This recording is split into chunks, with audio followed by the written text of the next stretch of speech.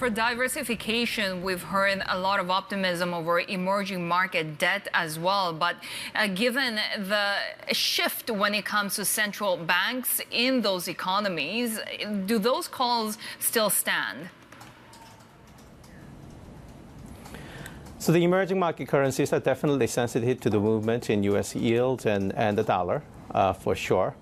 But in some pockets, especially in places like Latin America, they offer fairly high rates.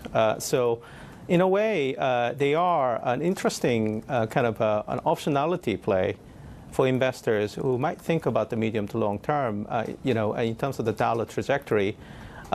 Calling the dollar top has been very difficult. We acknowledge that.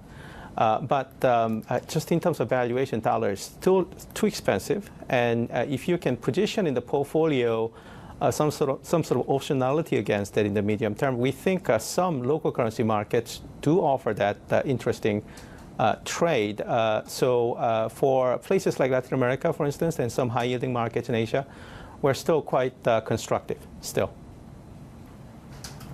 And you say you remain open-minded when it comes to China. Does that mean you see any opportunities there, whether, we're talking about Chinese government bonds, which, obviously have very low correlation when it comes to global bonds and stocks, or opportunities in equities?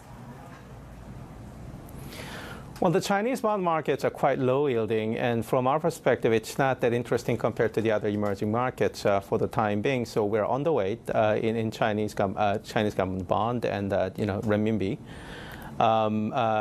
For the equity markets, there are some long-term challenges that we need to think about, and the policy delivery so far from Beijing has been quite piecemeal and gradual.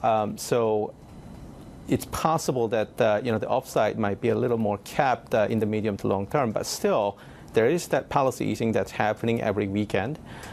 So we think the outlook for the Chinese equity markets at this moment quite balanced. But in the portfolio, it could definitely play a bit of a diversifying role, and certainly it's been the case, surprisingly, in the last 1 to 2 weeks. What about Japan? Obviously, watching the yen at the moment as a result of the strength that we continue to see in the greenback. But what are your expectations when it comes to what the BOJ does and the implications for this strong Japanese equities rally that we've seen?